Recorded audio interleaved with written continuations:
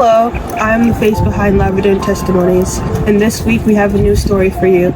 Make sure you like, comment, and subscribe. God bless you and have a great week. I heard about Jesus while I was a little kid because I grew up into the family of parents who believed so much in God, and there's always something that we did back then, which was we always go to church.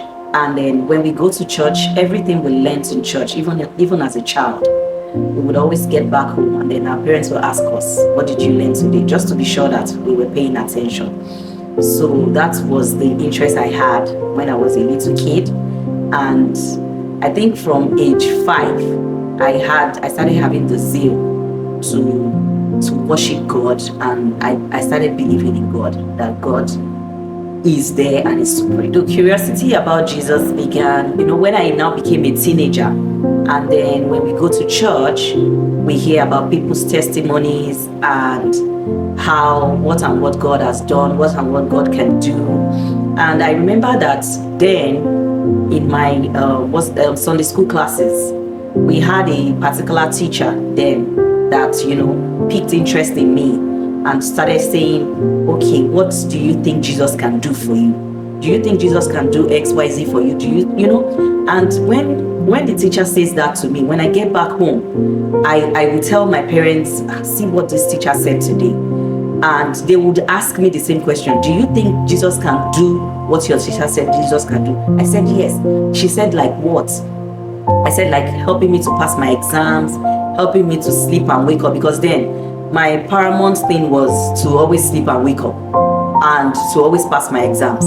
So my curiosity about Jesus Christ started as far back as when I was a teenager. My first encounter with Jesus was at my uni. There's some program that we usually do there. They call it Spiritual Week of Emphasis. And when I say my uni, I went to a Seventh-day Adventist university. And during this time, they bring ministers from abroad, United States to be precise. And there was this time that Ben Carson came, and he started speaking in tongues, started laying hands on people. He did an altar call. I think I was in GSS 1 then. And, he called people that wanted to give their life to Christ. And I went out. He laid hands on us. And immediately, it was just as if there was a covering on my face that's just left. Immediately, he laid the hand on me. And since that day, I've been seeing Jesus Christ. I've been knowing about him. Everything about Jesus Christ to me has been very different. While I finished my secondary school, I was at home. I was believing God for an admission. And the church I attended then was a Redeemed church. So they pulled the building down, and they said that, okay, they were going to build a new mansion for the church premises. So they called on volunteers that could come to the church during the week to say, okay, we are going to carry stuff from the old building to the new building. So I volunteered. It was during the week. I would go there. I'll tell my mom as early as, I can't remember how old I was then. I think I was maybe 17 or thereabouts. And then I'll tell my mom that, okay, I was going to church. There's a program going on. She didn't even know what program. When we got there, they gave us I don't know how to call this. It's called pom-pom. They call it plates. Those plates, they are plates that you use to carry broken cement. And then you put it on I put those things on my head from the previous building to the new building just to fill up the foundation. And believe me, after that exercise, I think that exercise lasted for like 1 month. After that exercise, I gained admission into Babcock University, which the school I've been wanting to go to. I'd done JAM, I failed JAM, I wrote it the second time, I failed it. My life was shattered. But after we finished the exercise, I was able to, I prayed to God, and I told God on that ground, I said, "God, I have worshipped you. I have worked for you. I want you to answer my prayer. I want you to give me a sign." And God gave me a sign. That was I think that was in 20, I can't remember the year now. I graduated 2002. So that should be in 2000. Or before 2000, I can't remember the year now. So after then, the second encounter I had with God was when I was trying to get married, and I noticed that my spouse had the same genotype as myself, which is AS and AS. And I was not ready to go start the relationship again with somebody else. We went to the campground, we prayed, and I told God, if you can do this for me, I will definitely come back and give this testimony openly. And God changed my genotype from AS to AA, to the glory of God, and I was able to get married to my spouse. Another encounter I had with Jesus was when I had my second child. I had my second child at 1 p.m. in the afternoon. Nobody heard about the birth of the child until 7 p.m. because the doctors and the nurses were battling with my life in a serious way. And what do I mean battling with my life? They said I had placenta previa. I went in with 32% of blood.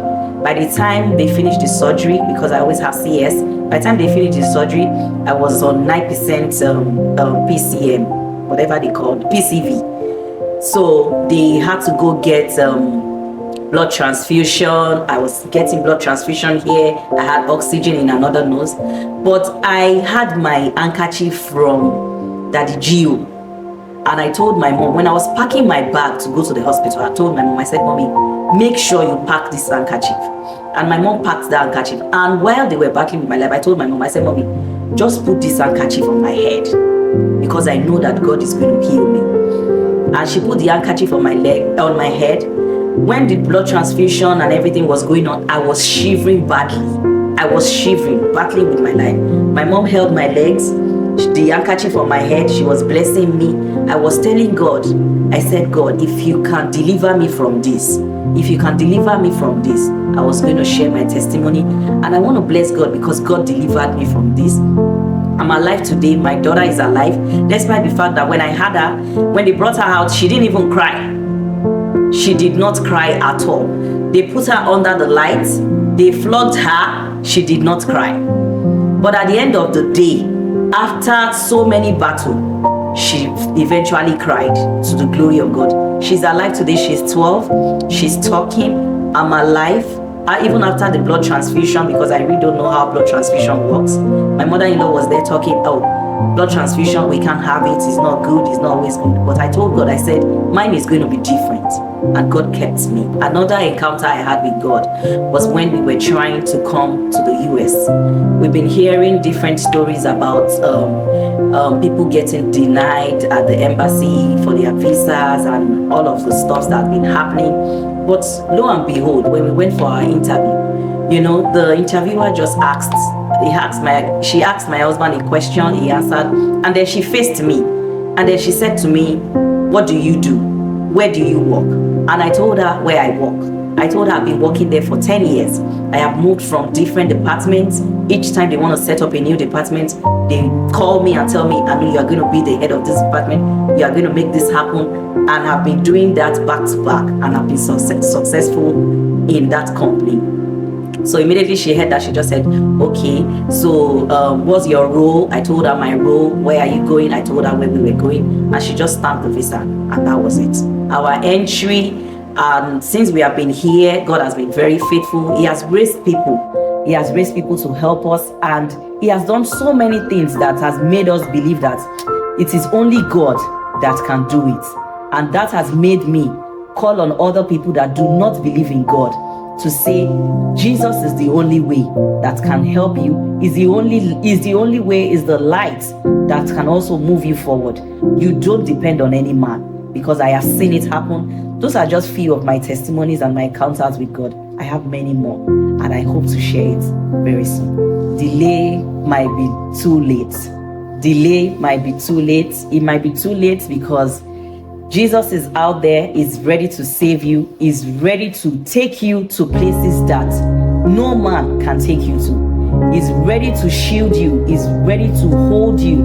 Even things that people that you think, that you look up to as mentors cannot do for you. The only person that can do it for you is Jesus. And it is the right time right now to give your life to Christ and start encountering Jesus.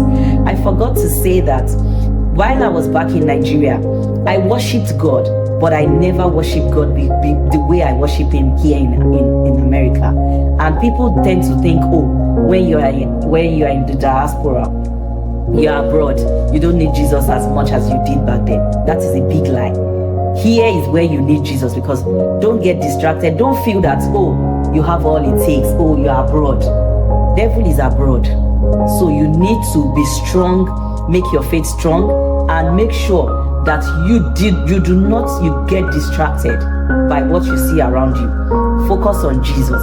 He's the only one that can save you, and He will save you. Give your life to Christ, and God bless you. This is my salvation story. God bless you.